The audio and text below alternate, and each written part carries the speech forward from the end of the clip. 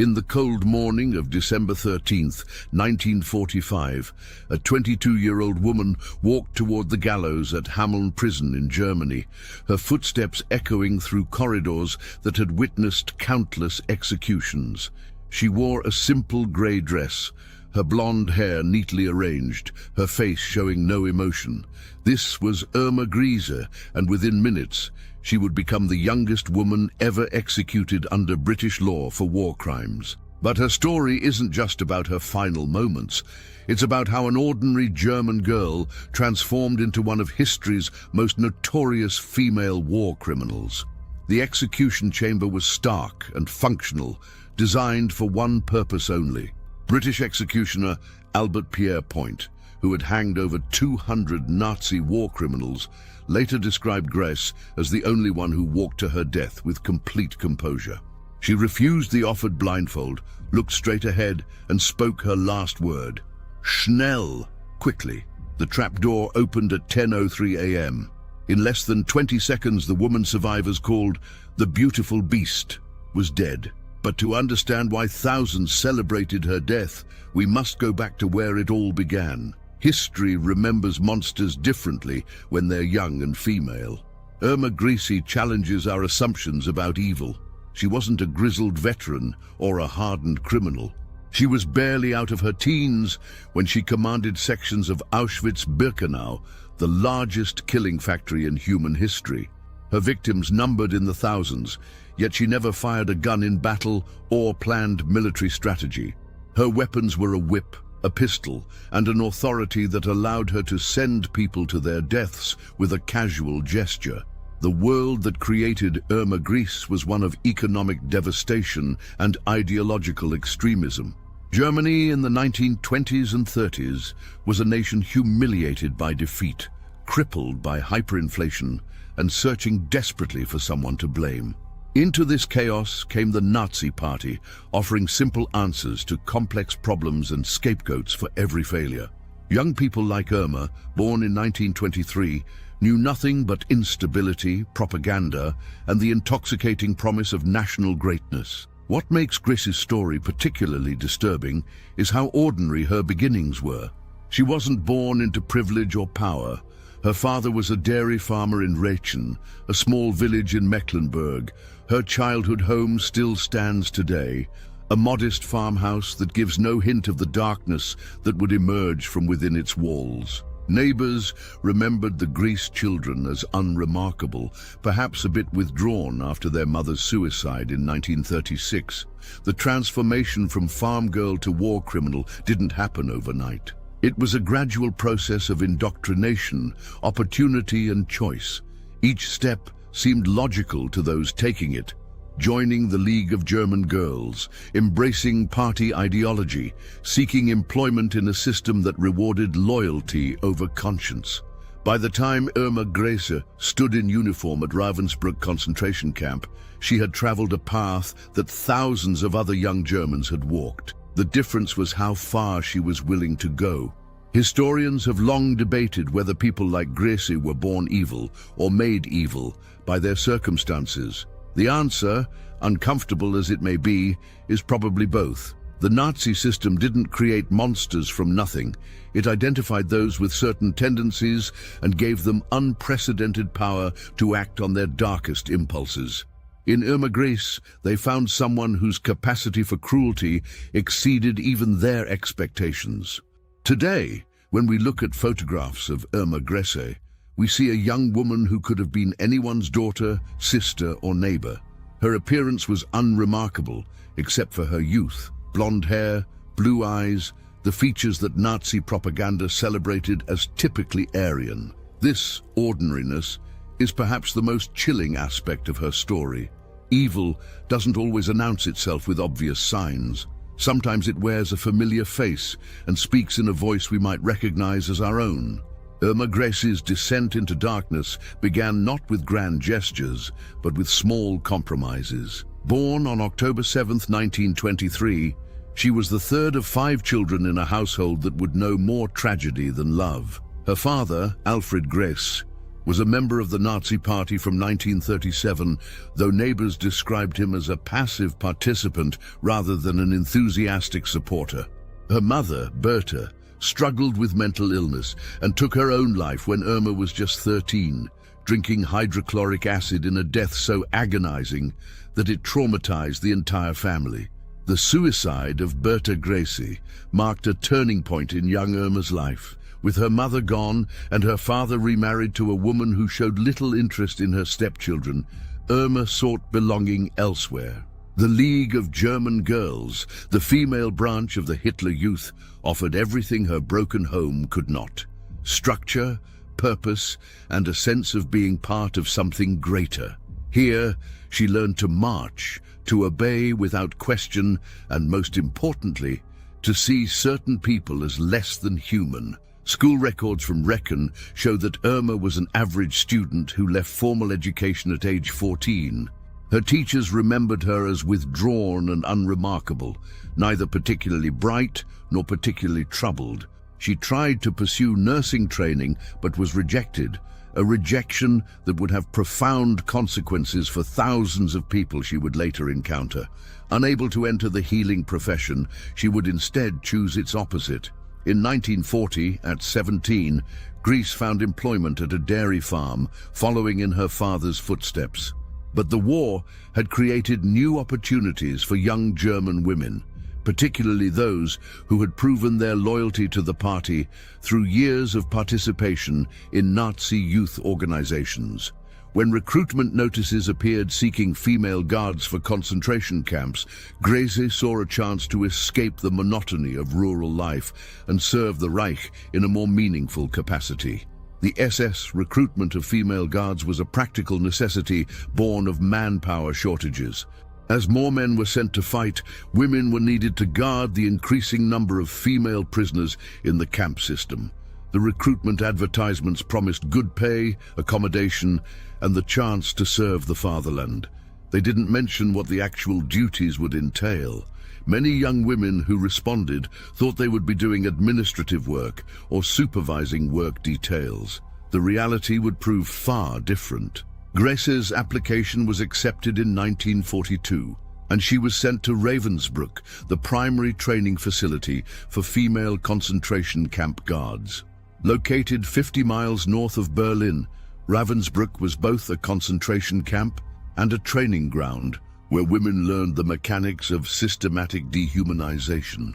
The training lasted several weeks and included weapons handling, prisoner management, and most importantly, ideological instruction that reinforced the view that prisoners were enemies of the state, deserving no mercy. The transformation that occurred at Ravensbrück was remarkable. Witnesses who knew Grese before and after her training described her as a completely different person. The shy farm girl had been replaced by someone who walked with authority, who carried herself with a confidence that bordered on arrogance. She had found her place in the world, and that place was one of absolute power over those deemed inferior by the Nazi state. Among the 2,000 women who served as concentration camp guards during the war, Grese would distinguish herself through exceptional cruelty. But at Ravensbrück, she was just another trainee, learning the routines of roll calls, punishments, and selections. She observed senior guards beating prisoners for minor infractions, withholding food as punishment, and treating human beings as numbers rather than individuals. Rather than being repelled by this brutality, Grese appeared to embrace it. In March 1943, Irma Grese received her transfer orders to Auschwitz-Birkenau, the sprawling death camp complex in occupied Poland, where the Holocaust reached its most mechanized and efficient form. At 19 years old, she was about to enter a place where normal moral boundaries had ceased to exist, where mass murder was routine, and where someone with her particular psychological makeup could flourish in ways that still disturb historians today. Auschwitz-Birkenau was unlike anything Grese had experienced at Ravensbrück. This was killing on an industrial scale. Trains arriving daily packed with Jewish families from across Europe, selections on the ramp determining who would die immediately in the gas chambers, and who would be worked to death, the constant smoke from the crematoria darkening the sky. Into this hell walked a young woman who would soon earn a reputation that exceeded even the male SS guards in brutality. Initially assigned to the women's camp, Grese quickly caught the attention of her superiors through her enthusiasm for the work. While some guards performed their duties with reluctance or indifference, Grese appeared to take genuine pleasure in her power. She carried a plaited cellophane whip, which became her trademark, and wore heavy boots that she used to kick prisoners. Survivors described her as always immaculately dressed, her uniform perfectly pressed, her blonde hair carefully styled, a stark contrast to the filth and degradation surrounding her. The daily routine at Auschwitz provided countless opportunities for cruelty, and Grese exploited them all. Morning roll calls could last hours, with prisoners forced to stand at attention in all weather while she walked among them, selecting victims for punishment. She would strike women across the face with her whip for looking at her, for not looking at her, for standing incorrectly, or for no reason at all. The arbitrariness of the violence was part of its terror. Prisoners never knew what might trigger an attack. But it was during the selections for the gas chambers that Grese revealed the full extent of her depravity. These selections, where SS doctors and guards chose who would live and who would die, were moments of absolute power. Grese participated enthusiastically, sometimes overruling the doctors to send younger, healthier women to their deaths simply because she disliked them or found them attractive, a twisted jealousy that multiple survivors independently reported. One survivor, Olga Lengyel, described in her memoir how Grese would position herself where newly arrived prisoners could see her, young, blonde and healthy, as if to emphasize the contrast between their fates. She seemed to feed on their desperation, their pleas for mercy, their attempts to hide children or elderly relatives. Another survivor, Gisela Pearl, who worked as a prisoner doctor, testified that Grese took particular interest in pregnant women, ensuring they were sent to the gas chambers or subjected to medical experiments. The nickname, the Beautiful Beast, emerged from this contradiction between Grese's appearance and her actions. At 20 years old, she was younger than many of the prisoners she tormented. Her youth and conventional attractiveness made her cruelty seem even more incomprehensible. How could someone who looked so normal, so ordinary, be capable of such extraordinary evil? This question haunted survivors long after the war ended. Grese's rise through the ranks was swift. By the summer of 1943, she had been promoted to Oberaufseherin, senior overseer, making her the second highest ranking woman in the camp. This promotion gave her authority over 30,000 female prisoners and dozens of other female guards. At an age when most young women were thinking about marriage and starting families, Irma Grese held the power of life and death over thousands. The tools of Irma Grese's trade were simple but effective: a whip, a pistol, and a pack of trained dogs. But her most powerful weapon was the system itself, which gave her unlimited authority to terrorize, torture, and kill. Understanding how she wielded these instruments of terror helps us comprehend the machinery of genocide and how ordinary objects became symbols of extraordinary evil. The whip Grese carried was her signature weapon, a braided cellophane cord that she had specially made. Survivors described the distinctive sound it made, cutting through the air before striking flesh. She had developed a technique of striking that would split the skin open with a single blow, and she took pride in her accuracy. Women who worked in the camp hospital testified that they could identify Grese's victims by the distinctive pattern of wounds her whip left behind. Her use of dogs added another dimension to her reign of terror. Grese had trained her dogs to attack on command, and she would set them on prisoners for entertainment. Survivors described scenes of women being torn apart while Grese watched, sometimes laughing, sometimes giving instructions to make the attack more vicious. One survivor, Isabella Leitner, recalled how Grese would have prisoners hold perfectly still while her dogs circled them, knowing that the slightest movement would trigger an attack. The pistol she wore was both a practical tool and a symbol of authority. While female guards were not always armed, Grese had earned the privilege through her dedication to the job. She used it not just to kill, but to threaten and intimidate. Survivors reported that she would press the barrel against prisoners' heads during interrogations or fire shots near them to cause panic. The psychological torture of never knowing when the trigger would be pulled was often worse than death itself. But perhaps her most effective tool was her ability to manipulate the selection process. As a senior overseer, Grese had significant input into who would be sent to the gas chambers during the regular selections. She would walk among the lined-up prisoners, making seemingly random choices that were anything but random. Women who had looked at her wrong, who were too pretty, who were too weak, or who had simply caught her attention for any reason might find themselves selected for death. The power to control food distribution was another weapon in Grese's arsenal. In a place where starvation was constant, the ability to withhold or grant an extra piece of bread was literally the power over life and death. Grese would sometimes throw food on the ground and watch starving women fight over it, or she would destroy food supplies in front of hungry prisoners as a form of collective punishment. Her cruelty extended to the most intimate aspects of prisoners' lives. She would conduct body searches that were essentially sexual assaults, forcing women to strip and stand naked for hours in freezing weather. She took particular interest in humiliating mothers in front of their children, understanding that psychological torture could be more devastating than physical pain. Several survivors testified that she would force mothers to choose which of their children would live, a sadistic game that left permanent psychological scars on those who survived. The medical experiments block was another area where Grese exercised her authority. While she was not directly involved in the experiments conducted by doctors like Joseph Mengele, she selected prisoners for these experiments and ensured their compliance. Women selected for sterilization experiments, hypothermia studies, or other medical tortures often passed through Grese's hands first.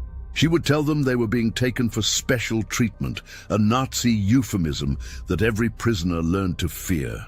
What made Grese particularly dangerous was her unpredictability. Unlike some guards who could be bribed or who showed occasional moments of humanity, Grese was consistently cruel but randomly violent. Prisoners could never develop strategies to avoid her wrath because there was no pattern to it. This randomness was itself a form of torture, keeping prisoners in a constant state of anxiety that wore down their psychological defenses as effectively as starvation wore down their bodies. As 1944 progressed and the Red Army pushed closer to Auschwitz, the killing machinery operated at maximum capacity. Hungarian Jews were being deported en masse, and the gas chambers ran day and night. In this apocalyptic atmosphere, Irma Grese's behavior became even more extreme, as if she understood that her time of absolute power was limited and she intended to exploit every remaining moment. Survivors from this period describe scenes that challenge comprehension. Grese would force prisoners to stand in formation for hours while she selected victims for various punishments. She had developed a sadistic game where she would promise to spare someone's life if they could remain motionless while she whipped others around them. Any flinch, any sign of emotion, and they too would be beaten. This psychological torture, forcing people to suppress their basic human empathy, was designed to break down the solidarity among prisoners. The women's orchestra at Auschwitz, which played during marches and selections, became another tool in Grese's arsenal of terror. She would force the musicians to play while she conducted beatings, creating a surreal soundtrack to violence. Irma Grese, the conductor of the orchestra before her death in the camp, reportedly tried to protect her musicians from Grese's attention, understanding that catching her eye could be fatal. After Grose's death, Grese took particular interest in tormenting the orchestra members. One of the most disturbing aspects of Grese's behavior was her treatment of children. While children were usually sent immediately to the gas chambers upon arrival, some were kept alive for various reasons. They might be twins for Mengelé's experiments, or their mothers might be needed for work details. Grese seemed to take particular pleasure in tormenting these children in front of their mothers, understanding that nothing could cause more anguish than being unable to protect one's child. Multiple survivors independently testified about an incident that exemplified Grese's cruelty. A group of women had hidden a newborn baby, hoping to keep it alive. When Grese discovered the infant, she didn't simply send it to be killed. Instead, she forced the mother to watch as she disposed of the child herself, then beat the mother and all the women who had helped hide the baby. The message was clear. Any attempt at preserving life, showing compassion or maintaining humanity would be met with extreme violence. Grese's sexual sadism became more pronounced during this period. Survivors testified that she would select attractive young women for special torment, subjecting them to repeated strip searches, beatings that targeted sexual organs, and various forms of sexual humiliation. Some historians have suggested that Grese's sexuality played a role in her violence, though this remains a subject of debate. What is clear is that she used sexual violence as a tool of domination and degradation. The relationship between Grese and other SS personnel provides insight into the camp's culture of violence. She was rumored to have had affairs with several SS men, including Joseph Mengele and Camp Commandant Rudolf Höss. Whether these relationships were consensual or another form of power dynamics within the SS hierarchy is impossible to determine. What witnesses observed was that Grese seemed to become more violent after these encounters, as if she needed to prove her toughness to her male colleagues. As the summer of 1944 turned to autumn, the evidence of Nazi crimes was being systematically destroyed. Crematorium were blown up, documents were burned, and preparations were made for evacuation. But Grese continued her reign of terror unabated. If anything, the impending end seemed to intensify her cruelty. Survivors reported that she became more erratic, more violent, as if trying to kill as many people as possible before the opportunity was lost. The last months at Auschwitz saw Grese participating in the selection of prisoners for death marches. As the Soviets approached, the SS began evacuating prisoners westward in marches that would kill thousands through exposure, exhaustion, and execution.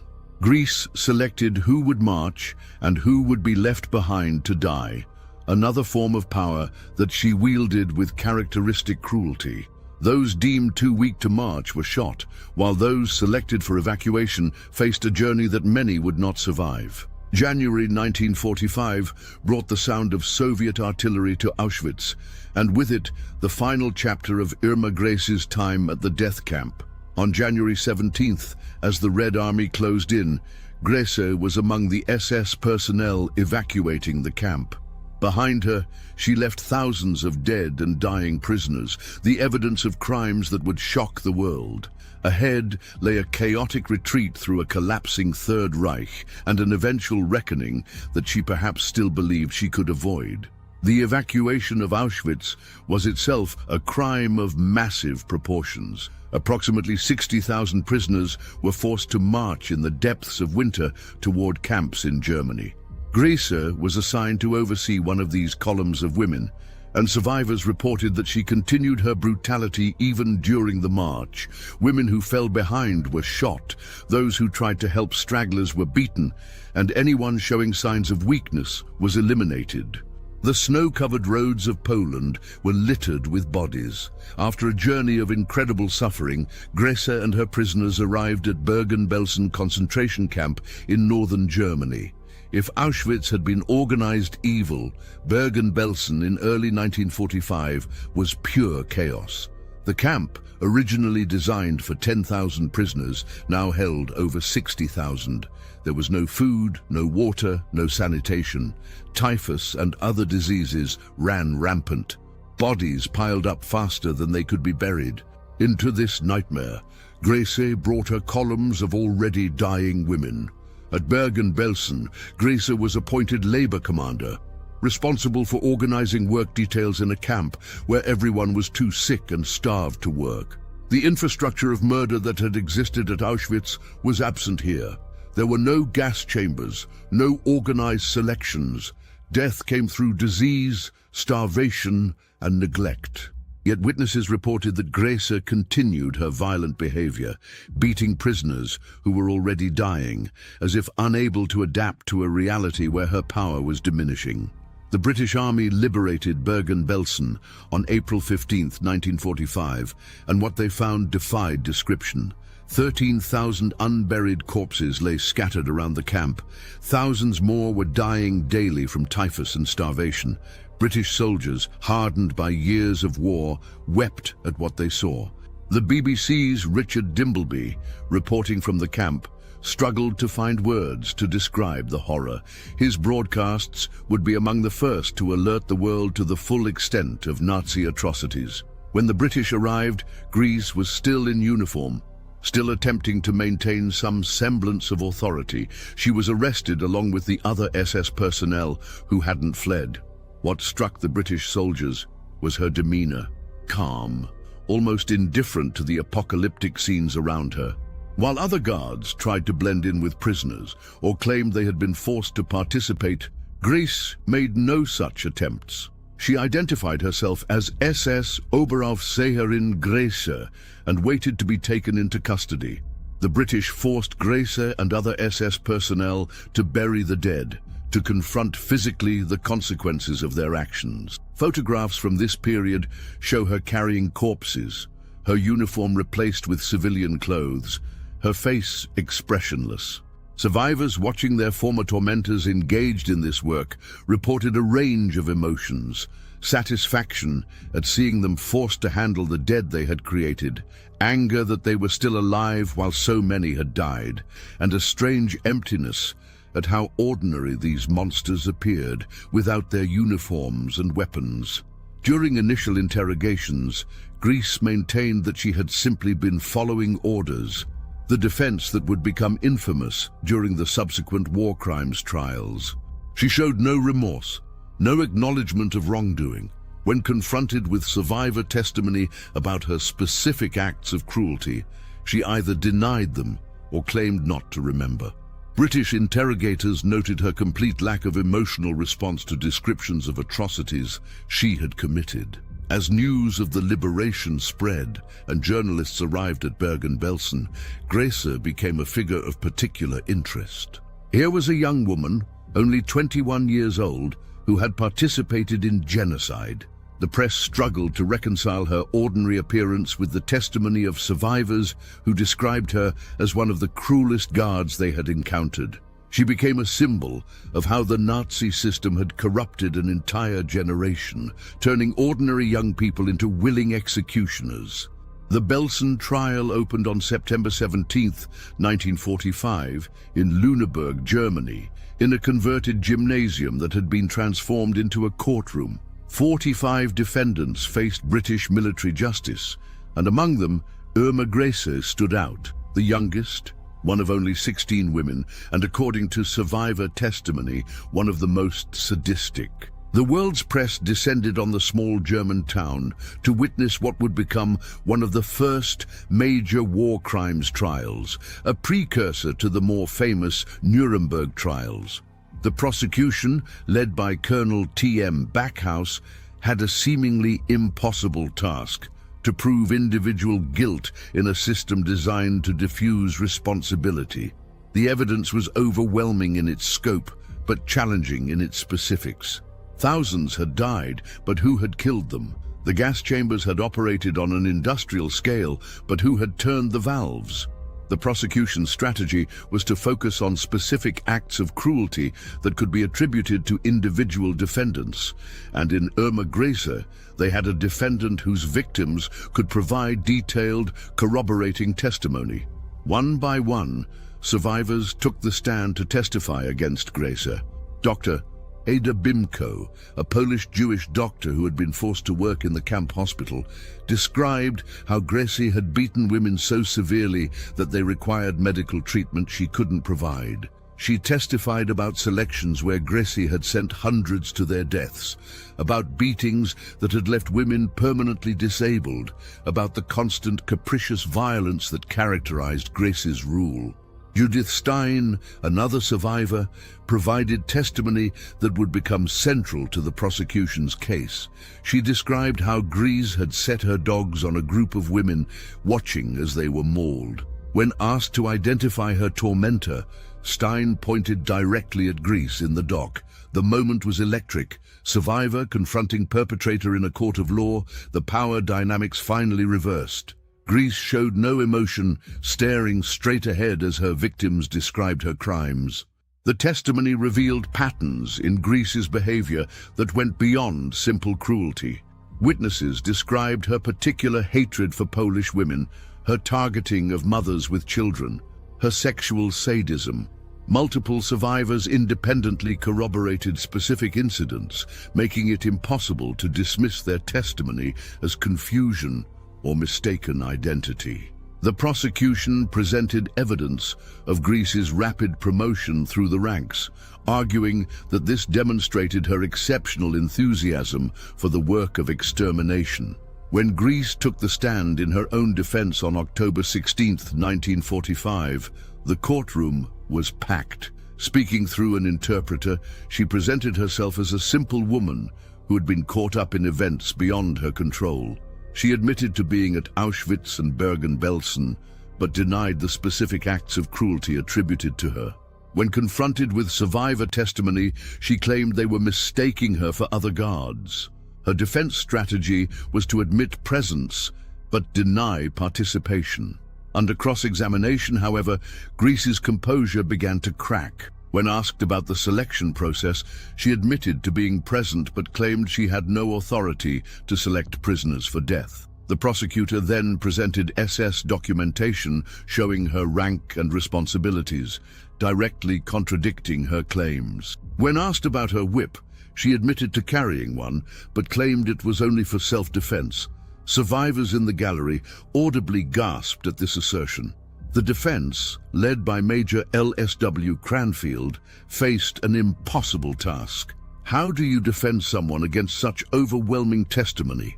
The strategy was to argue that Grese had been indoctrinated from a young age, that she was following orders in a system where refusal meant death, that she was too young to fully understand her actions. But this defense crumbled against the specific, detailed testimony of her exceptional cruelty, her enthusiasm for violence that exceeded even what the SS required.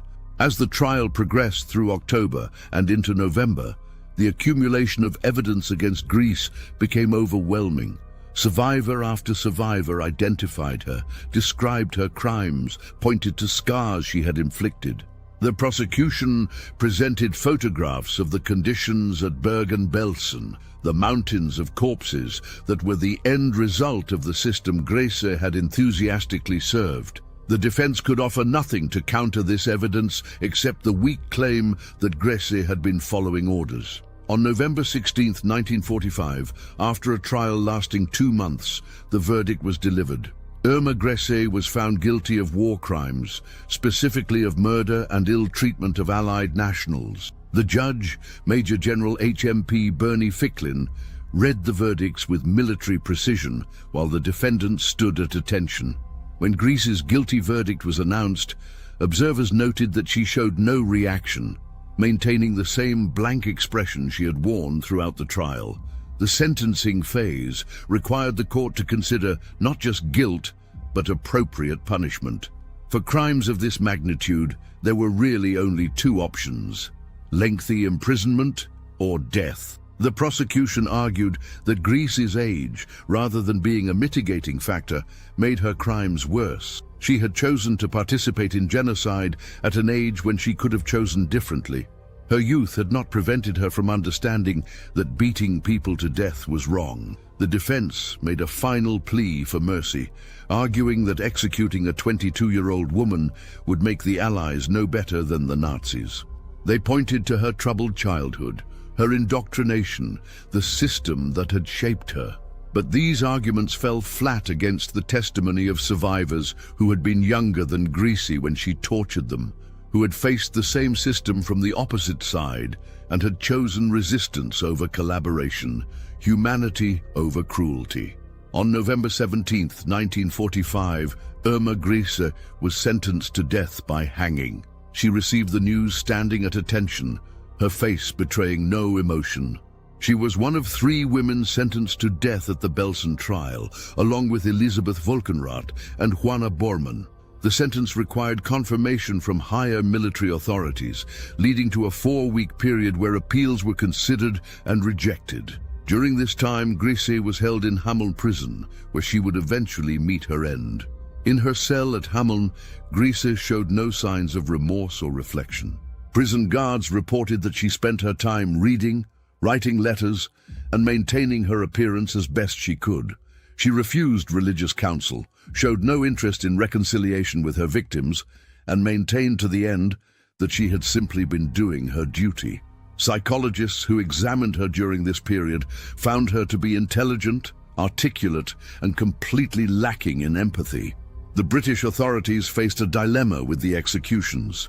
How do you execute war criminals without creating martyrs? The decision was made to conduct the executions quickly, quietly, and according to standard British legal procedures. Albert Pierrepoint, Britain's chief executioner, was brought in to carry out the sentences. Pierrepoint was a professional who prided himself on quick, efficient executions that minimized suffering, an ironic contrast to the deaths Grese had inflicted on her victims. The night before her execution, Grese was offered the traditional last meal and the opportunity to make a final statement. She declined the special meal, eating the standard prison fare, and her final statement was brief and unrepentant. She expressed no remorse for her victims, no acknowledgement of guilt. Her last letter was to her father, its contents never made public. Guards reported that she slept normally her last night, showing no signs of the distress that might be expected from someone facing execution. International reaction to the death sentences was mixed. Many felt that execution was too merciful for crimes of such magnitude. Others worried about the precedent of executing women, even women guilty of such horrific crimes. The Catholic Church appealed for clemency, arguing that even the worst sinners deserved the chance for redemption. But for the survivors of Auschwitz and Bergen-Belsen, there was no question. Grese had forfeited her right to life through her enthusiastic participation in mass murder. December 13, 1945, dawned cold and grey at Hameln prison. Irma Grese woke at 6 a.m. for her last morning on Earth.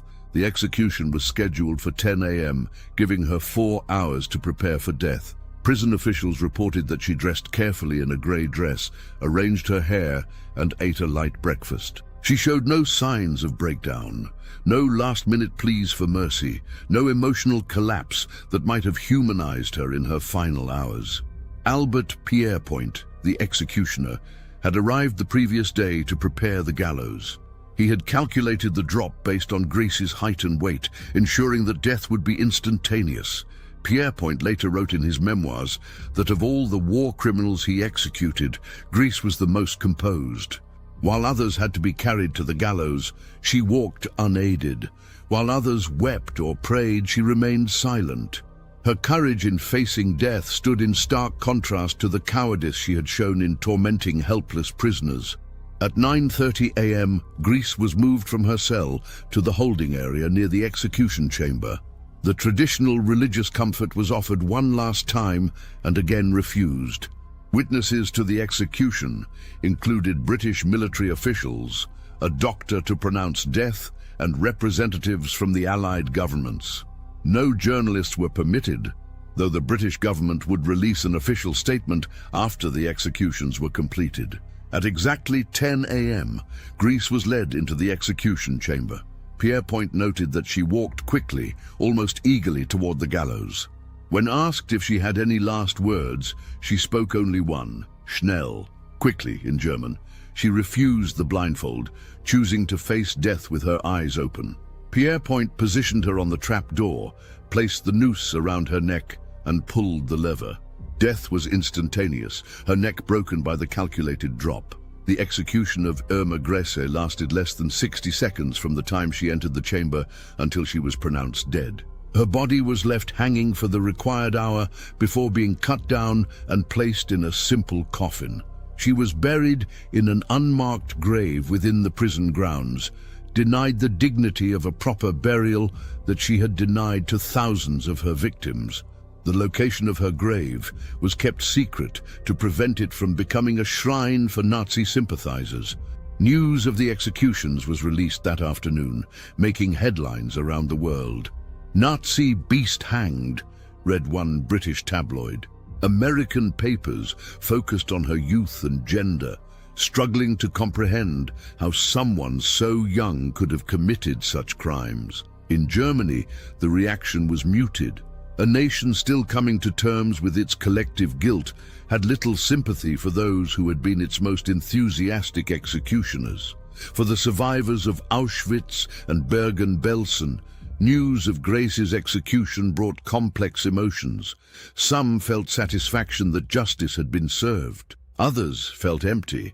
No punishment could bring back the dead or undo the trauma they had endured. Many were already focused on the challenge of rebuilding their lives, finding surviving family members, and dealing with the physical and psychological scars that would never fully heal. The execution of Irma Grese marked one of the first times in history that a woman was executed for war crimes by an international tribunal. It established precedents that would influence international law for decades to come. The principle that following orders is not a valid defense for crimes against humanity, that individuals bear responsibility for their actions even within genocidal systems, was written in blood at Hameln prison that December morning.